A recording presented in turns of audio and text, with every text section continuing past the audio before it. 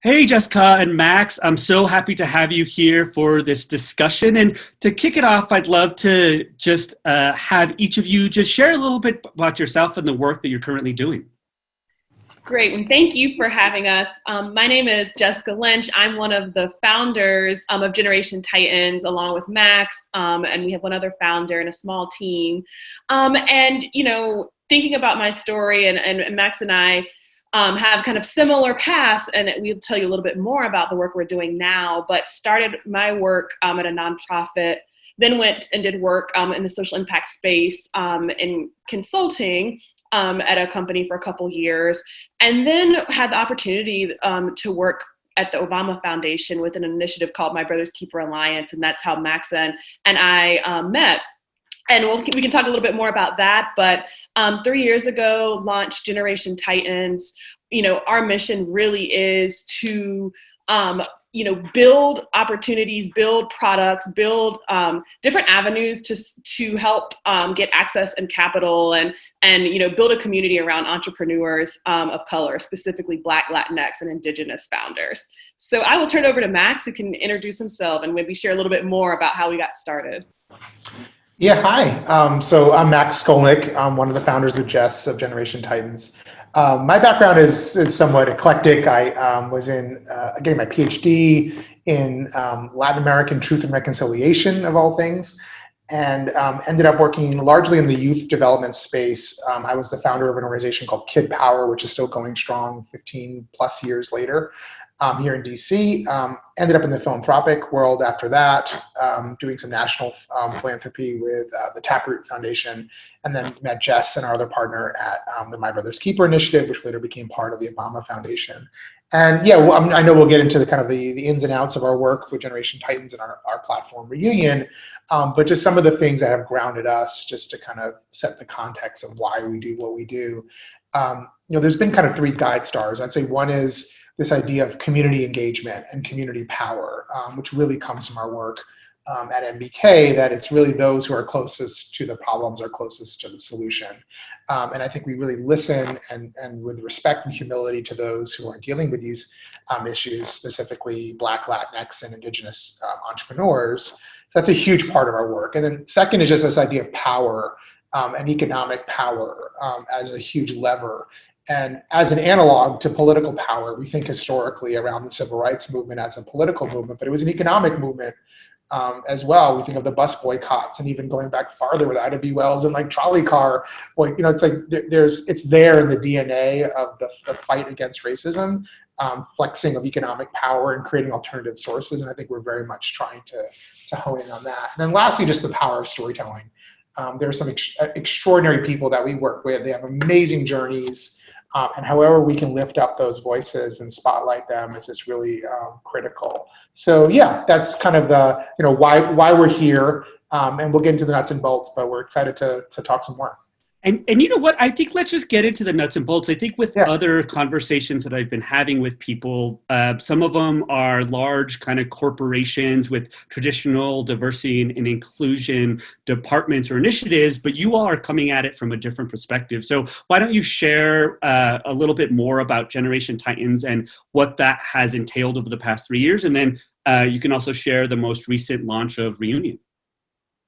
Yeah, I can start, and Max, feel free to add anything. When we think about our work, we really ground, we use the term race and equity because our work is centered on race and how that shows up in, barriers, and also just, thinking about the entrepreneurial ecosystem, but also what does it really mean to have true equity, and thinking about, how that's looked historically, but how do we create new pathways? And so with our work at Generation Titans, we've launched this platform and really focused on building a community where people can learn the stories of founders across the country, can lift up and share those, amplify those stories, can actually, donate and support.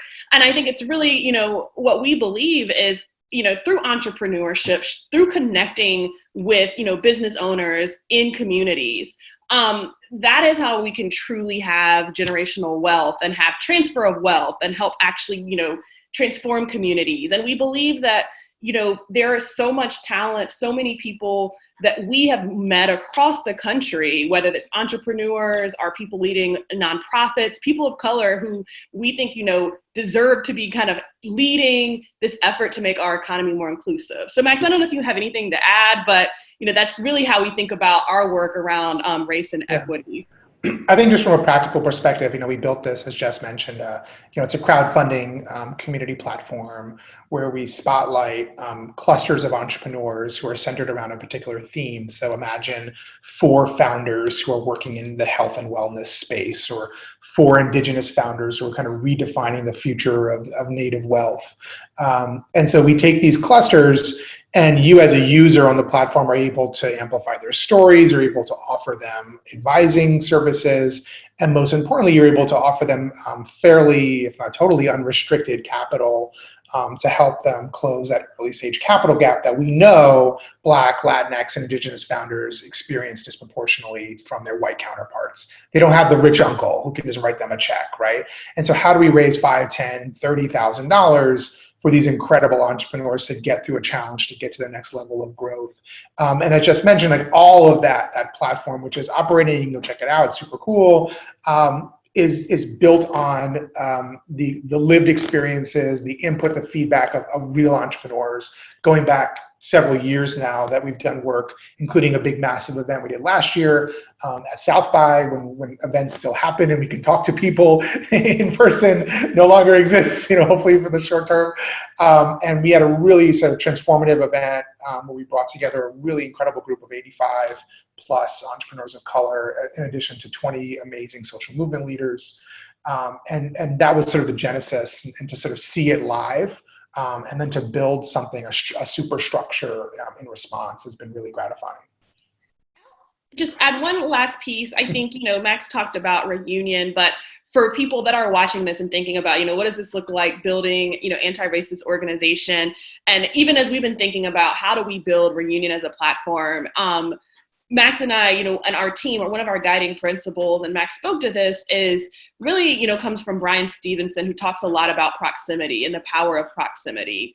And whether that's us making sure that when we talk about how to support entrepreneurs, we're listening and hearing their needs and going to the community and understanding the context, or whether that's, at a Fortune 500, having proximity to, diverse customers, or understanding what employees are going through and creating that space to listen, I think is something we value and has been like core to all of our work. So definitely, I think as we're talking about how to, race and equity and inclusion, definitely thinking like that proximity piece is like a core value that we are using as we've built Reunion.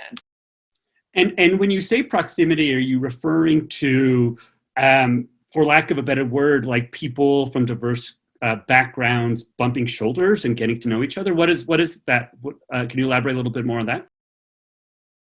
Yeah, and Max, feel free to add here. I mean, I think it looks like, for us, right, we are trying to create a way so that whether you're an employee at a company, you can actually understand the perspective of entrepreneurs of color, of a Black or Latinx or Indigenous founder, really understanding, creating empathy, being able to have that connection and build relationships. And I think that looks, through what we're doing, that looks like a technology platform. That looks like, if you're saying we really need to expand our customer base, are you talking to that customer? Are you understanding that employee? And I think just really not just making assumptions, but building relationships, I think is definitely something we try to, we think is core to anything that we do. But Max, I know you might have additional. Yeah, I would just, to me, proximity means sort of uncomfortable, transformational relationships, right, over time.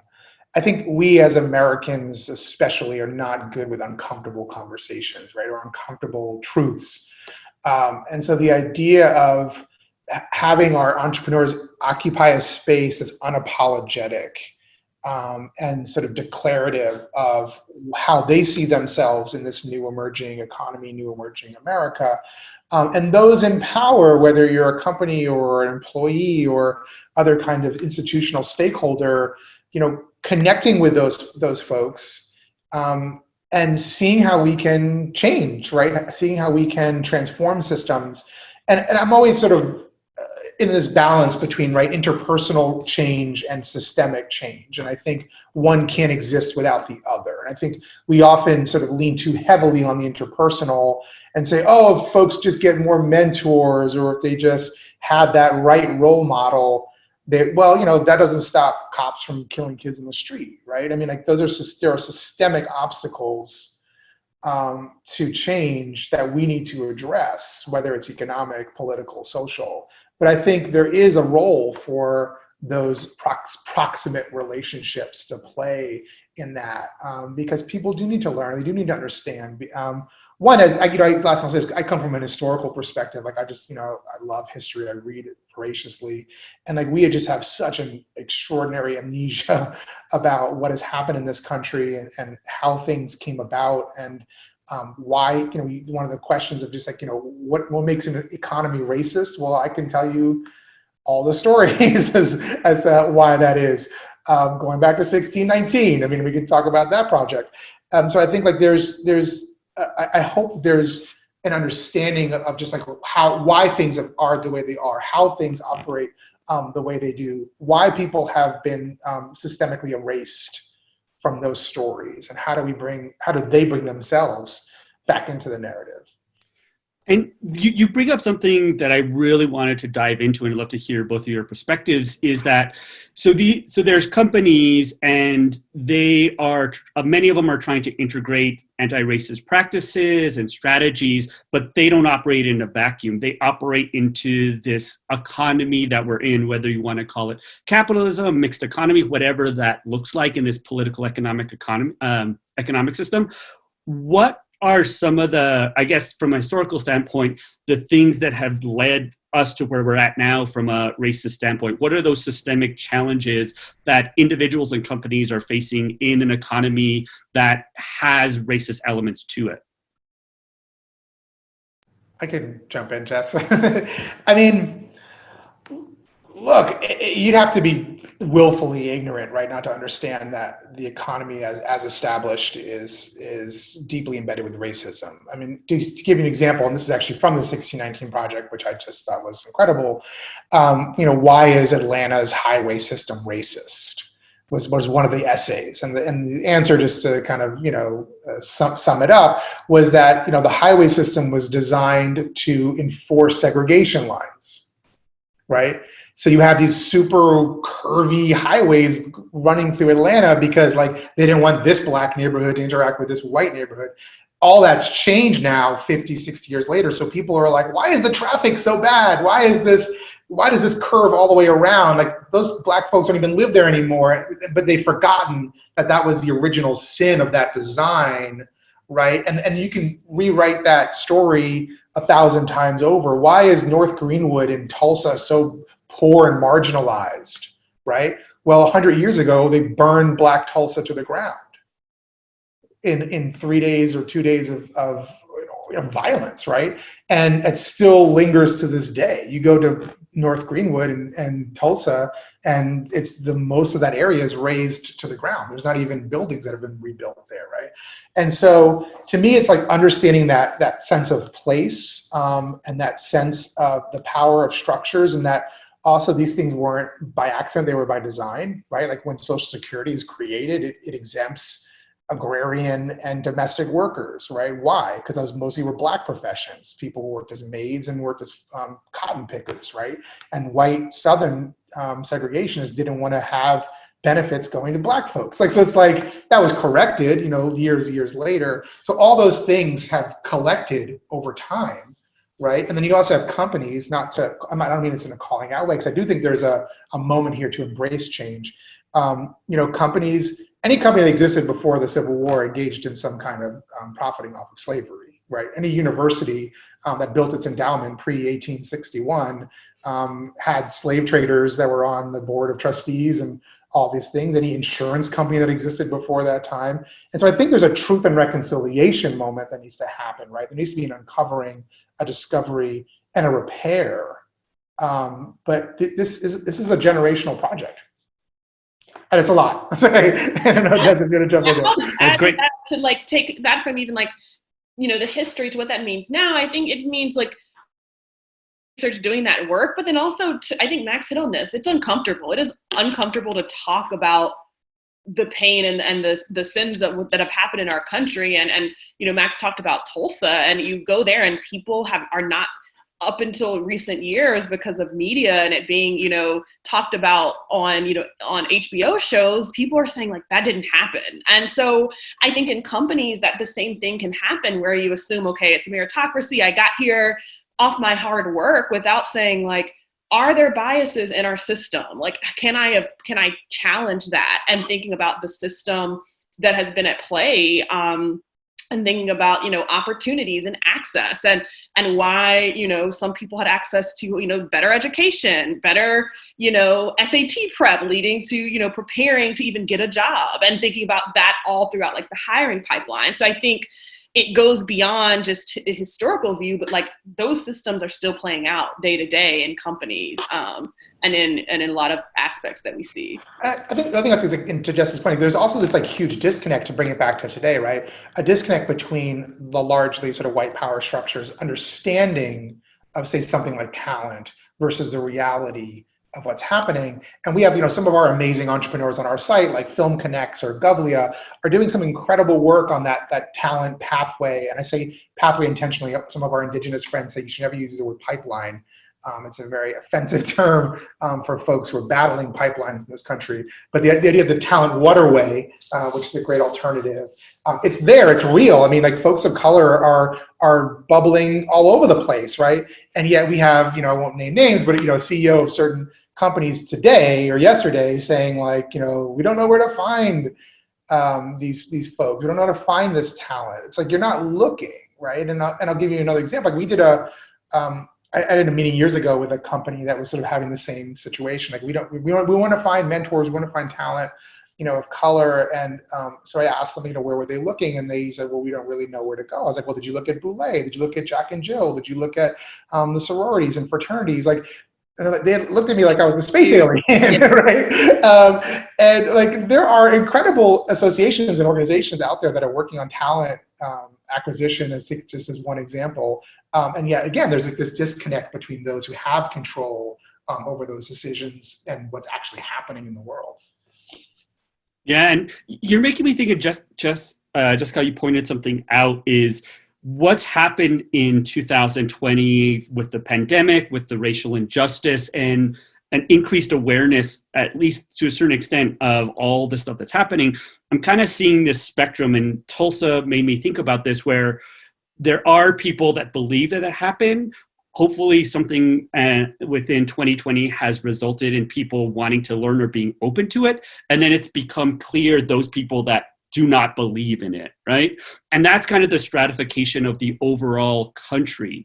But what you're making me think about is that companies, everybody for the most part has to go to work or would hopefully be able to work in an organization. Do you feel that organizations have an opportunity to really shift because there's more of either company peer pressure to implement these types of educational initiatives of what's happening, as well as just overall anti-racist and D&I initiatives?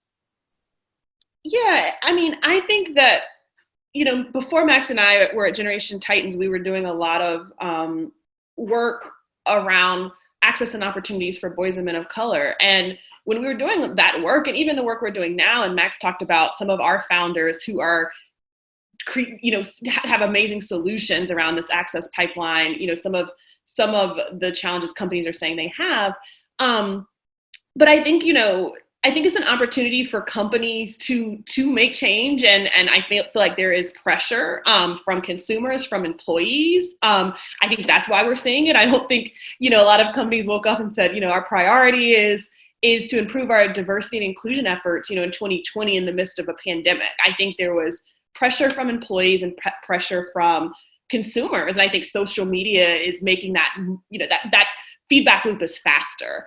But at the same time, and Max and I talk about this, and I'm sure Max can expand, as we look at our country, there is kind of a new America that's happening. It's becoming more diverse. It's becoming, as we think about just how our world is changing, both on a global level, but even in the US, we have to acknowledge there's a shift. There will be a new majority, and that should change how businesses think about not only, recruiting and talent acquisition to make sure they're recruiting the best and top talent with different perspectives, to drive innovation, but also their customers are going to change. And so companies that don't get that and who are just saying, oh, we need to do this because there's pressure on social media, I think those companies are going to be obsolete and are going to, as customer bases change, they will no longer be relevant. So I know Max and I talk a lot about this, and Max, I don't know if you have other thoughts. No, I think that's right on. And I think understanding, like, again, this sort of generational 30, 40, 50-year project to disentangle ourselves from an American apartheid, right? Like, how do we as a country get to a place of some kind of healing and growth and positivity? And I don't think it's fair necessarily to say, like, well, the economic structure or the capitalist structure is the one that's going to get us there, because one, it's not, like, intrinsically moral. It's not designed to do this. And in many ways, as Jess is saying, like, they're coming sort of kicking and screaming because of pressure from stakeholders, from customers, from their employees. But if they start seeing this as a bottom line issue, great. If that's the pressure they need. And again, there's a spectrum of companies, right? We understand that on one end, to pick on our really good friends, like Ben & Jerry's is doing some deeply authentic anti-racist work, both internally and externally, right? And they're not being pushed to. They've been doing this for decades. This is sort of in their bones. And they're a standard, right? They're a gold standard. There are a lot of other companies that are sort of following their footsteps versus others I won't name who, like, do we really have to do this? Can we just make a commitment? Can we just put Black Lives Matter on our, social media icons for a few days? Like, can we just check a couple of boxes, right? That's inadequate, right? We know that that's wholly inadequate. But in the middle, there's a big gray area of just companies that are grappling, with these issues. And I just go back to my sort of history, which was, working with truth commissions in different countries in South Africa and South America. And, like, you have to have this process of, one, uncovering the truth, understanding why we're here, having a process of reconciliation, healing, which in our minds is those transformational relationships, but then also having a process of repair. You can call it reparations, you can call it social programs, you can call it, whatever you want, but at some deep down level, like, we as a system have to correct for all the sins that we've done over 400 plus years, recently, English American experience here on the continent. I think the thing you're making me think about, and taking a larger perspective at seeing the overall context of not only the companies, but the economy as a whole and community, is that unlike a kind of Fortune 500 company that's taking a top-down approach and they're having to change and adapt, you're taking this bottom-up approach, which is at that foundational level. What are the key ingredients that are needed to have more diversity in the economy, specifically with startups? And can you share a little bit about what are the things that you all are working on with Generation Titans and Reunion to really help spur that, as well as what are the challenges that founders that are people of color are facing in this current economic situation?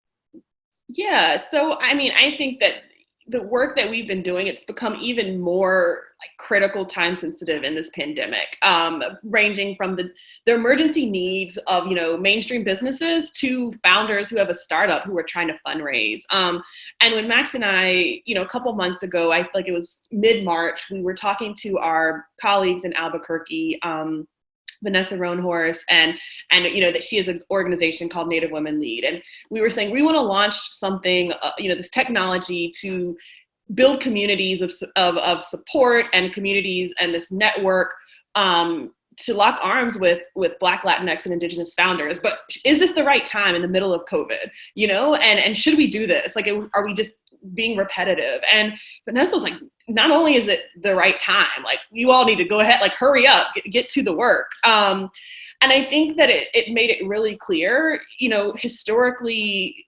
founders of color have faced so many barriers, whether it's access to capital. You can look at data around small business loans and the percentage of Black and Latinx and Indigenous founders who are denied because of lack of a relationship with a bank, or even in venture capital, right? There's bias that happens to, kind of pattern matching, whether that's looking at school or geography or saying, do you fit this profile of graduating from Stanford and then starting your business and startup in the Bay Area?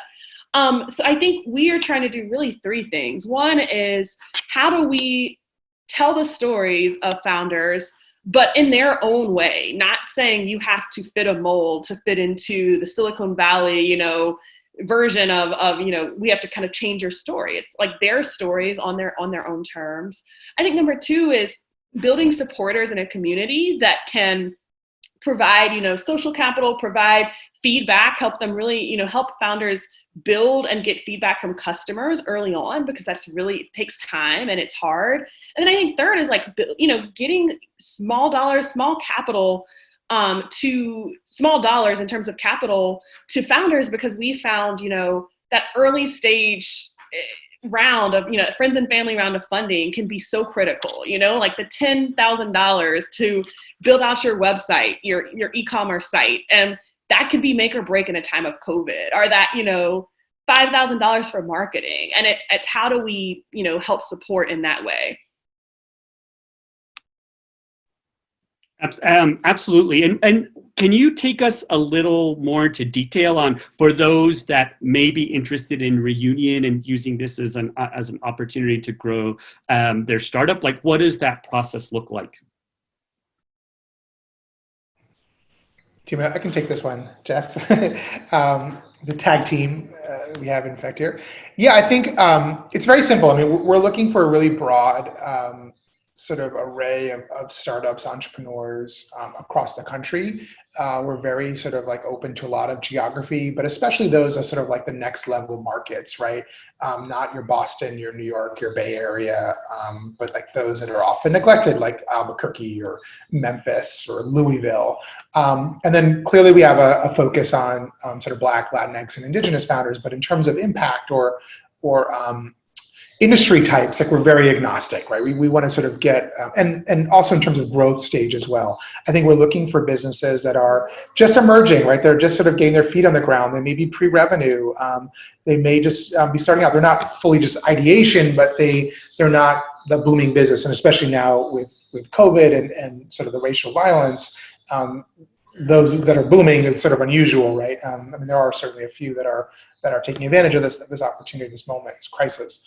And so I think we have a very open application process. You can go to our website. You can apply. We have a pretty good solid review. We folks answer a bunch of questions. They talk to a few folks. We have some strategic advisors, financial community advisors to help us make those selections. But once you're on the platform, we really want to make this as sort of frictionless as possible for the startup. We're not asking folks to jump through hurdles. We're not asking them to give up equity. We're not asking them to engage their networks night and day to push people to the site.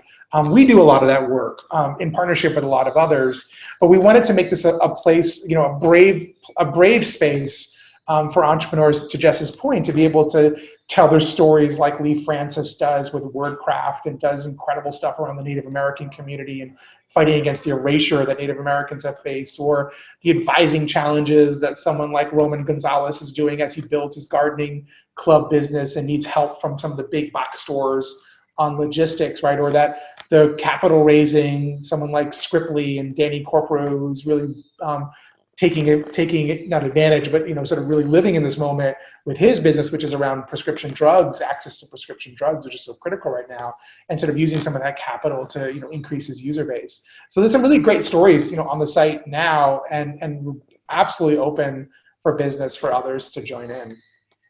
I'll also just add, I think I know I've gotten a lot of questions just from like peers and people in my networks who are saying, I'm watching what's happening right now in the world, and it's like, what do I do? And I think we talked about like understanding history and that acknowledgement of truth and reconciliation. Like, do that work, do the research, do that reading. But I think what we're trying to do with Reunion, but also I'm encouraging all the people in my network is like, think about look at how you show up, not only in your workplace, but in your community. Are you supporting local businesses? Are you supporting Black-owned businesses and Latinx businesses and Indigenous businesses in your community? Like, where is your dollar going? And being intentional about that. And I think anyone can do that, whether it's on Reunion or just in your day-to-day.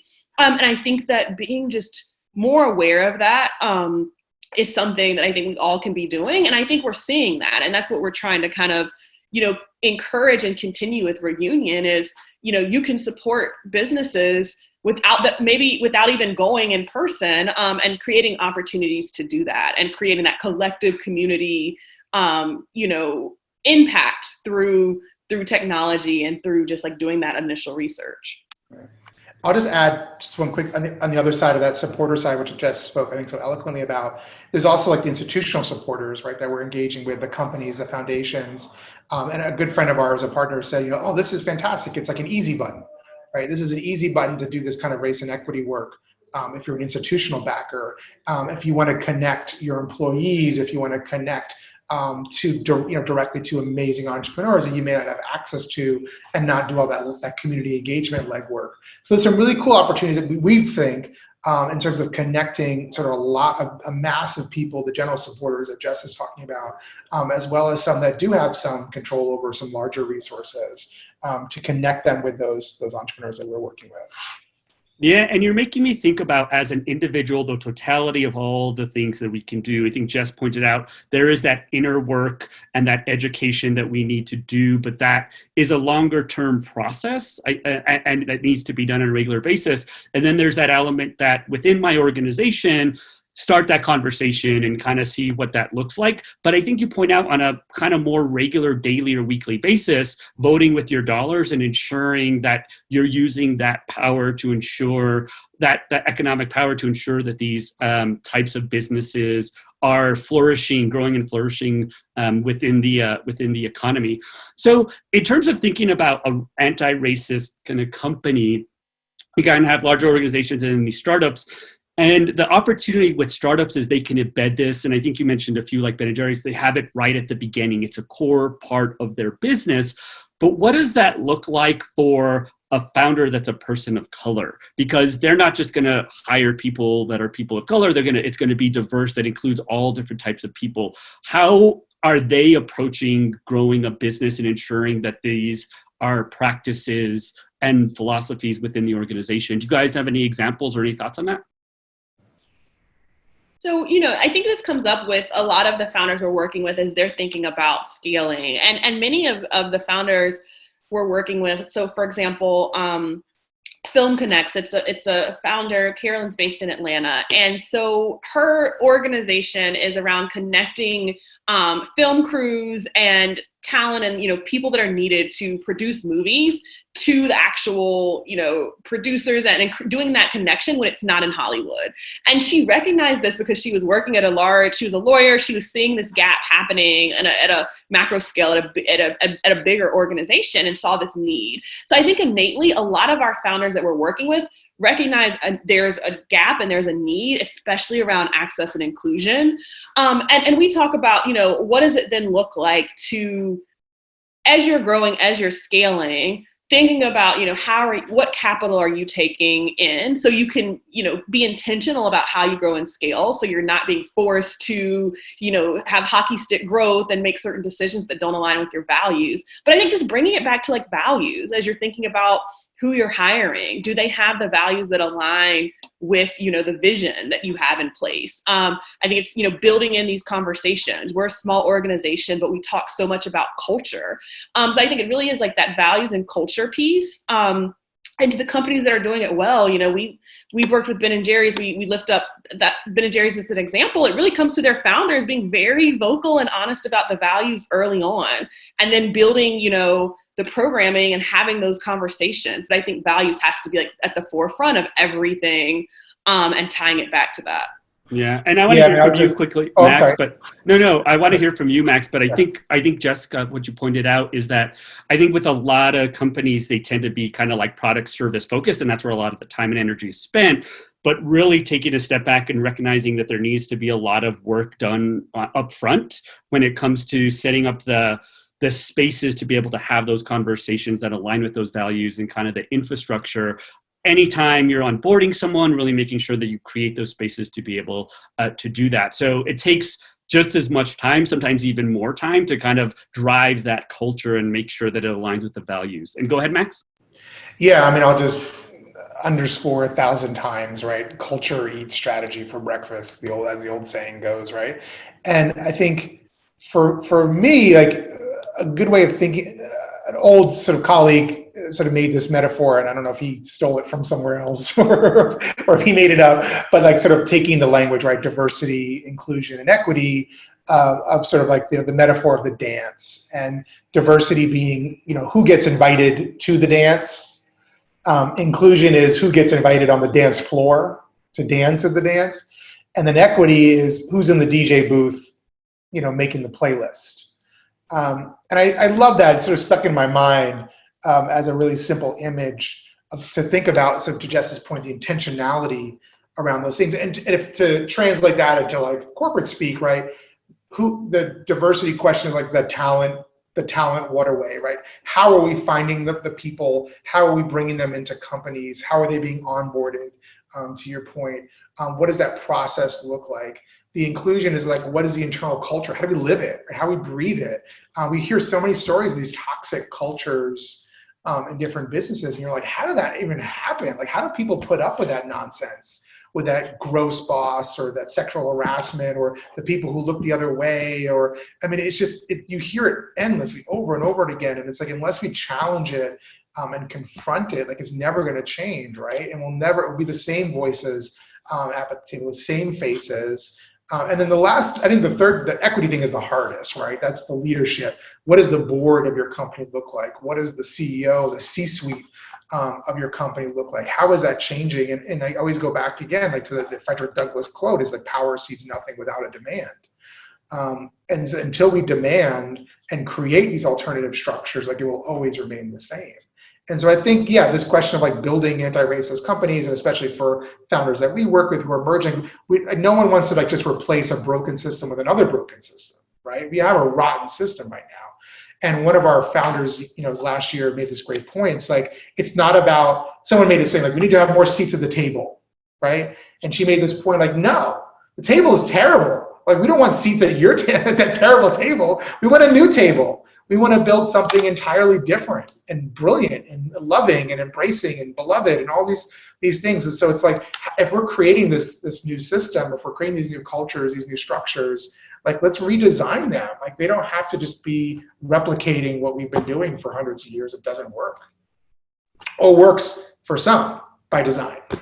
By design, yeah. So I know that there's a lot of people watching that this may be new, this kind of like diversity and inclusion, and even in the startup work that you all are doing could be new to a lot of people. And I think a lot of people are actually wanting to jump into this type of work. So can you each share a little bit about your own career journeys and how you ended up doing the work that you did, and what were some of the skills or experiences that you brought along the way that's really helping to inform and spur your work? And you can start with Jessica. Yeah, so I started off, after graduation from college, I worked at a really small nonprofit, really focusing on college access, and recognized early on, like, I think a lot of what we're talking about, like, what are the systems? We can like pinpoint education, but all of the systems in play when we talk about policy and the need for social change in our country. And so I went back to school and worked at Deloitte, and they have a social impact practice. I think that was really helpful for me to be able to get the basic skills, like really build out a toolkit, right, of understanding, how do I present a story? How do I look at data? How do I analyze things? And then, was really fortunate from that experience to work at MBK. I was working on a pro bono project. And I think I was really intentional about, we talked a lot about values, but I was really intentional to think about, what projects am I doing and do I believe in it? Does it align with my personal values? And that was, something for me. MBK was, a dream to be able to work on that and to work on something that was the vision of, the former President Obama. And so then, it was definitely a risk to then jump out to a startup and to do something new. And I think, just really believing in in our work, really believing in the need, and I think really believing in the power and the ability of entrepreneurs we were meeting and recognizing that, power. So I think for people trying to get into this work, it's, if you're not in this space right now and you're 9 to 5, how do you volunteer? How do you, we have worked with so many amazing startups and even social enterprises who, would always, I think would love to have someone help with marketing or strategy. So it's how do you even start to do things outside of your traditional 9 to 5 to build that skill set? I think for me, I always go back to the why. I sort of recited my LinkedIn profile, earlier on in the conversation, and I think it's important for anyone who's in this space to really understand why are they doing this? Is this just to burnish their credentials or get a promotion or who knows, right? What other sort of transactional things? And I'll just say just 3 quick sort of vignettes of for me as to why, my journey. One was years ago when I was working in the truth and reconciliation space. I was in Argentina, and I met a mother. She was the Madres de la Plaza de Mayo, which is the big famous square in Argentina where they march every Thursday in honor of their children who have been disappeared by the regime. And I asked this woman, I sort of interviewing her, and this was in the time there was a law trying to be passed. And I asked her, do you want this law to be passed to kind of punish these folks from the past? And she's like, no, I'm not really interested. All I want are the bones of my son. I've never been given his bones. And I was just, it's a horrifying story. And it just shook me because it made me think it's not always, the systems, we need to change these systems, but it's also there's a human element, there's a human core to so much. And I think if you're not propelled by empathy and human change and dignity, nothing will really make a difference, right? And the second one is I was working years later with some family here in DC, and I was with kids. I was running youth programs, and I once took one of my students to get her eyeglasses fixed because she was constantly getting into fights and would always be breaking her eyeglasses. And her grandmother came along with me, and I just sort of struck up a conversation with her.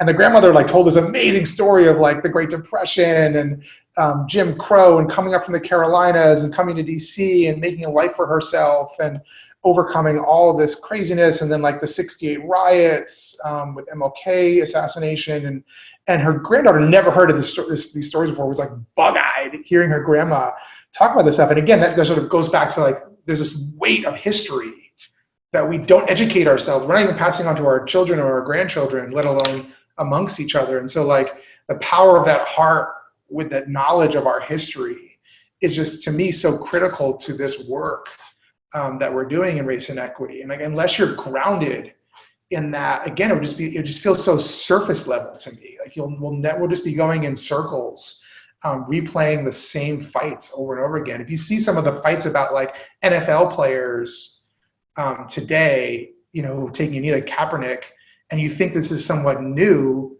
you have no idea what Muhammad Ali did. You have no idea what Jackie Robinson did. You have no idea what Paul Robeson did. Going back decades, centuries of Black entertainers or Black sports professionals who have been on the front lines of civil rights, and you're why are they just doing this now? There's a history there, right? And so I think, again, at our peril, we ignore those two things if we truly want to change in this race space. Amazing. Well, I think to wrap it up, we'll just kind of have one last question, which is, well, first, thank you so much. This was really insightful. I think we talked on so many different layers and so many layers on the factors that have driven us to where we're at and what are the opportunities moving forward. And is there one takeaway from this conversation that you'd like to share with the audience of how they individually can help create a more inclusive and equitable economy? I can start. I think there are a couple things, that I've taken from this and want to share. One is, I think we've said over and over of the history and just, the knowledge that's out there. I think now you can easily Google. There are so many lists, so many resources, so many books to understand, one, the history, but what you can do to show up and be anti-racist and to help contribute to the change we need to see, in our workplace, in our communities, in our day-to-day. So I think it's one, take the time to Google search, right? Or Bing or whatever, Yahoo, whatever search you want to do that research. I think number two is, look, I think it's trying to understand that proximity, like building relationships with people who might have a different lived experience than you. Whether that's in your workplace, whether that's in your community, like I think that relationship building, and Max talked about the intrapersonal being so critical to understand and then to relate and then being able to act. And I think three, though, is like, not only don't stop there, you have to look at systems. You have to challenge why the status quo is the way it is, and doing that work individually. We can do that. I think that, whether that's being an employee and saying, why do we do hiring this way? Or why do we promote, why is this happening? Or, that made me uncomfortable, and I'm sure this person felt it, and maybe it was a microaggression, like challenging, what's happening in your workplace, but then challenging the systems and both in your workplace, but also politically in your communities. I think that's really, really important. So I think those are the kind of the three pieces I would say as takeaways. Awesome. This is why Jess and I are partners, because I was going to steal all of her ideas, and she beat me to it. I need to come up with three new ways.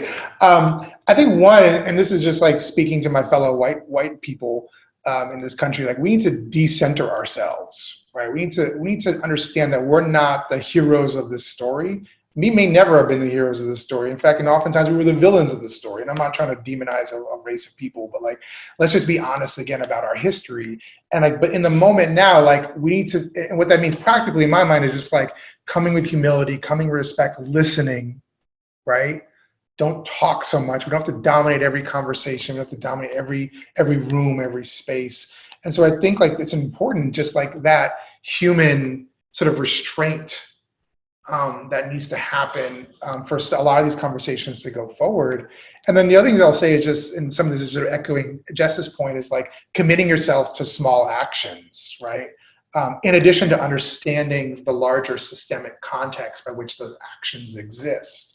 But whether it's at the workplace, as Jess mentioned, or in your interpersonal relationships, like take those small, I obviously love for you to come to our site and do all the small actions on our site. There's some great things to do on Join Reunion. But it exists everywhere. There's always opportunities to do that. I would say one that's just clear and foremost is vote, right? Vote like your life depends on it, because it does. But certainly, like, there are these small exchanges that we want to see happen, across the board, that hopefully will have this cumulative aggregate effect, to begin to say, like, no, it's not acceptable to do that at the workplace. It's not acceptable to see that in a business deal. It's not acceptable to take these extractive terms, with founders and so on, and that people are challenging each other. And again, as Jess mentioned, like uncomfortable ways and brave ways, like in loving ways, right? So I think it's just be committed to the fight. It's going to take a long time. I mean, to me, the last takeaway is this is going to take a long time. There's not going to be a kumbaya moment after the next election or the one after that. It's going to be the fight of our lives. Amazing. Well, thank you so much, Max and Jessica, for sharing all your expertise and insights, as well as your narratives. I think you all are approaching this problem from a unique perspective, and congratulations on the launch of Reunion, and we'll definitely share all of that. So thank you so much. Thank you. Thank you. This is such a pleasure. Thank you so much.